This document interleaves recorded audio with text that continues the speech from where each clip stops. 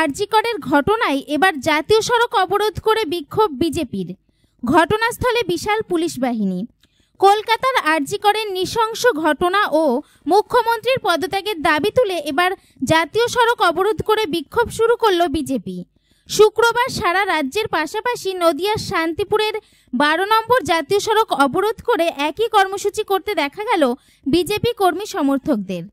এই অবস্থান বিক্ষোভের মধ্যে দিয়ে বিজেপি কর্মীদের দাবি, আরজি করে ডাক্তারি পড়ুয়ার সাথে যে নৃশংসতা হয়েছে তার সাথে একা নয়, অধিক জড়িত রয়েছে, আর সেখানেই তাদেরকে আড়াল করার চেষ্টা করা হচ্ছে। এর আমরা তীব্র প্রতিবাদ জানাচ্ছি। যদিও প্রায় 1 ঘন্টা ধরে চলে এই জাতীয় সড়ক অবরোধ। অন্যদিকে ঘটনাস্থলে থাকে শান্তিপুর থানার বিশাল পুলিশ বাহিনী। এরপর বিজেপি কর্মীদের সাথে কথা বলে অবরোধ তুলে দেওয়ার ব্যবস্থা করে। নদিয়া থেকে জগন্নাথ মণ্ডলের রিপোর্ট, সাথে অপর্ণা, NE বাংলা।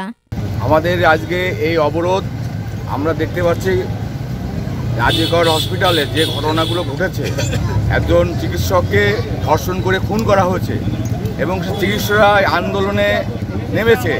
সেই আন্দোলনকে স্তব্ধ করার জন্য তৃণমূলের কিছু দুষ্কৃতী সেই আরজিকর হসপিটালে ঢুকে আরজিকরের সমস্ত কিছু ভাঙচুর করেছে, এমার্জেন্সি রুম ভাঙচুর করেছে এবং ওখানে যে ধর্ষণ এবং খুন হয়েছিল তার কিছু প্রমাণ লোপাট করার জন্য তৃণমূলের গুন্ডা বাহিনীরাই ওখানে ঢুকে সেই তথ্য প্রমাণকে লোপাট করার জন্য তারা তাণ্ডব চালিয়েছে এবং তার জন্য আমরা ওই দুষ্কৃতীদের আমরা অবিলম্বে গ্রেপ্তার করতে হবে।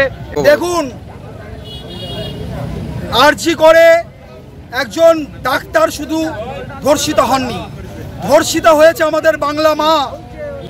রাজ্যের মুখ্যমন্ত্রী, অপদার্থ মুখ্যমন্ত্রী, তার আমলে পশ্চিমবাংলা নারী নির্যাতনে প্রথম স্থান অধিকার করেছে। মহিলা মুখ্যমন্ত্রী, তার আমলে পশ্চিমবাংলা ভারতবর্ষে নারী নির্যাতনে প্রথম স্থান অধিকার করেছে। এটা আমাদের লজ্জার, এটা যন্ত্রণার, এটা দুঃখের। এক নির্যাতিতা, তার সঙ্গে তার অত্যাচারের সঙ্গে যুক্ত সকলকে ফাঁসিতে ঝোলাতে হবে এবং গ্রেপ্তার করতে হবে। 2, রাজ্যের মুখ্যমন্ত্রীকে অবিলম্বে পদত্যাগ করতে হবে।